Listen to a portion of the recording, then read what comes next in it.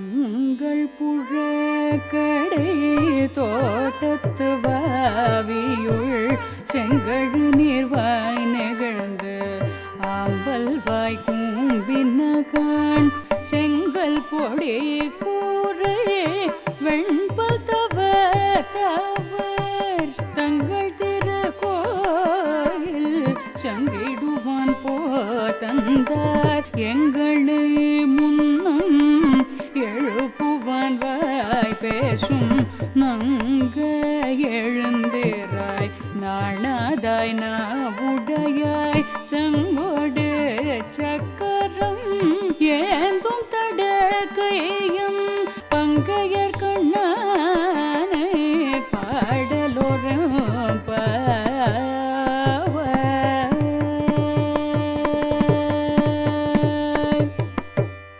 ஆண்டாள் திருவடிகளே சரணம். உங்கள் புழைக்கடை என்கிற 14வது பாசுரத்திலே நாவுடையாய் என்று நாவன்மை படைத்த ஒரு கோபிகையை எழுப்புகிறார்கள். இதற்கு முன் பாசுரத்திலே போதரி கண்ணினாய் என்று கண்ணழகு படைத்த ஒரு கோபிகையை எழுப்பினார்கள். உன்னுடைய கண்ணழகை கொண்டு கண்ணபிரானை வசப்படுத்தி கண்ணனை எங்களுக்கு பெற்றுத்தர வேண்டும் என்ன அபிப்பிராயம். இப்பொழுது நாவன்மை படைத்தவள் என்னால் நீ ஒரு வார்த்தை சொன்னால் கண்ணன் அதை மீறவே மாட்டான். நீ எழுந்திருன்னு சொன்னால் எழுந்திருப்பான். நீ உட்காரு என்று சொன்னால் உட்காருவான். நீ நடக்க வேண்டும் என்று சொன்னால் நடப்பான். அப்படி உன்னுடைய நாவன்மையை கொண்டு கண்ணனை வசப்படுத்தி அவனை எங்களுக்கு பெற்றுத்தர வேண்டும் என்று இந்த பாசுரத்திலே தெரிவிக்கிறார்கள். வழக்கம் போலே இந்த பாசுரத்திலேயும் பொழுது விடிந்ததற்கு அடையாளம் கூறுகிறார்கள். என்ன அடையாளம்? புழக்கடை தோட்டத்து வாவியுள் செங்கழு நீர் வாய் நெகிழ்ந்து ஆம்பல் வாய் கூம்பின. தோட்டம், நிறைய தோட்டங்கள் இருக்கின்றன. அந்த தோட்டத்திலே இருக்கக்கூடிய கிணறு, அந்த கிணறிலே பல புஷ்பங்கள். அதிலே செங்கழு நீர் என்று ஒரு புஷ்பம், ஆம்பல் என்று ஒரு புஷ்பம். இந்த செங்கழு நீர் புஷ்பம் பொழுது விடிந்தவாறே மலர்ந்து விடும்.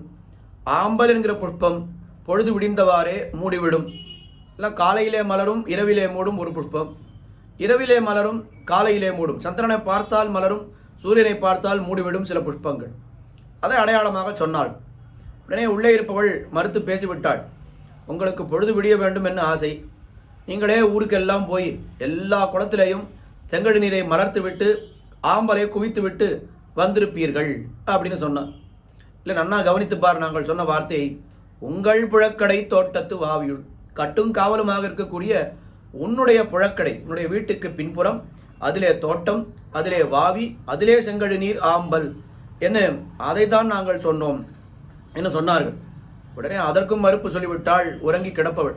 என்ன சொன்னால், அந்த புஷ்பங்கள் எல்லாம் இப்பொழுதுதான் மலரவும் குவியவும் தொடங்கி இருக்கின்றன.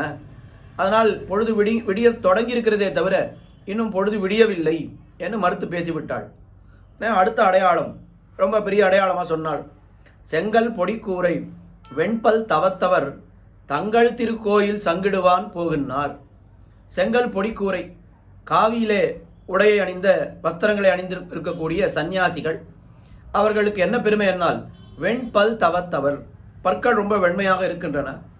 சம்சாரிகளுக்கு வஸ்திரம் வெண்மையாக இருக்கிறது, பற்கள் அது வெண்மையாக இல்லை. ஏன்னா நிறைய வெத்திலை முதலான போக பதார்த்தங்களை எல்லாம் உண்டு, பல்லிலே அந்த வெண்மை இல்லை. ஆனால் சந்நியாசிகள் வஸ்திரம் அது பேணாமல் அழுக்காக செங்கல் பொடிக்குறையாக இருக்கிறது, பல் வெண்பல்லாக இருக்கிறது. இப்படி உயர்ந்த தவத்தை உடையவர்கள் தங்கள் தங்கள் திருக்கோயில், அவர்களுடைய திருக்கோயிலுக்கு சங்கிடுவான் போகின்றார். அதை சாவி போட்டு திறந்து எம்பெருமானுக்கு பூஜை பண்ணுவதற்காக அவர்கள் போகின்றார்கள் என்று சொன்னார். இதையும் மறுத்து பேசிவிட்டாள். என்ன சொன்னாள் என்னால், இந்த சன்னியாசிகளுக்கெல்லாம் நேரங்காலமே கிடையாது. அவர்களுக்கு எப்பொழுது தோன்றுகிறதோ அப்பொழுது பூஜை பண்ண சென்று விடுவார்கள். அதனால் இதையும் அடையாளமாக எடுத்துக்கொள்ள முடியாது என்று மறுத்து விட்டார். சரி, நீ மறுக்க முடியாத ஒரு அடையாளமாக நாங்கள் கூறுகிறோம். எங்களை முன்னம் எழுப்புவான் வாய் பேசும் நங்காய் எழுந்திராய். நேற்று ராத்திரி நீ என்ன சொன்னாய், நீங்கள் எல்லாரும் போய் தூங்குங்கோ, நான் ஒத்தொத்தர் வீட்டுக்காக வந்து உங்களை எழுப்பிக் கொண்டு எல்லோரும் சேர்ந்து கண்ணபிரானுடைய திருமாளிகைக்கு போகலாம்னு சொன்னீர். ஆனால் இப்போ என்ன ஆயிடுத்து, நாங்கள் வந்து நிற்கிறோம் உன்னுடைய வீட்டு வாசலிலே. நீ சொன்னதையும் மறந்து விட்டாய், நாங்கள் வந்து நிற்கிறோம் என்பதையும் நீ கண்டுகொள்ளவில்லை. நீ என்ன பண்ணியிருக்கிறாய் இப்பொழுதென்னால், ஏதோ பதில் சொல்லிண்டு பொழுது விடியல, விடிஞ்சதுன்னு சொன்னா விடியலன்னு நீ பதில் கூறிக்கொண்டிருக்கிறாய். நன்னாக இருக்கு உன்னுடைய பூர்த்தி. நங்கா நானாதாய், என்ன நங்காய் நானாதாய்னு சொன்ன. நங்காய்னா உன்னுடைய பூர்த்தி இப்படி இருக்கிறது, என்னது கிண்டலா சொல்லக்கூடிய வார்த்தை. நானாதாய், வெட்கப்படாமல் இத்தனை நடந்தும் கூட கொஞ்சம் கூட நீ வெட்கப்படாமல் உறங்கி கொண்டிருக்கிறாய், நானாதாய்னு சொன்ன. உடனே உள்ளே இருப்பவளுக்கு கோபமே வந்துடுது. என்ன சொன்னா, அப்படி என்னை பார்த்து வெட்கம் இல்லாதவள்னு சொன்னீர்களானால் நான் எதற்கு வர வேண்டும், நீங்களே போங்கள், நான் இல்லாமலே நீங்கள் போங்கள் என்று சொன்னாள். அப்படி போக முடியாதுமா, ஏன்னா நீ நாவுடையாய். நாவுடையாய் என்ன சொன்ன அர்த்தம், நாவன்மை படைத்தவள்.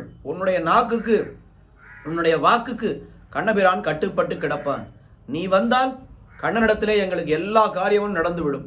நீ வரவில்லை என்னால் எங்களால் கண்ணனை கட்டுப்படுத்தவே முடியாது. நீ வந்து உன்னுடைய வாக்காலே கண்ணனை வசப்படுத்தி கண்ணனை எங்களுக்கு பெற்றுத்தர வேண்டும். நானாதாய் நாவுடையாய். நாம் எல்லோரும் சேர்ந்து என்ன பண்ண போகிறோம், சங்கொடு சக்கரமேந்தும் தடக்கையன் பங்கைய கண்ணானை பாட.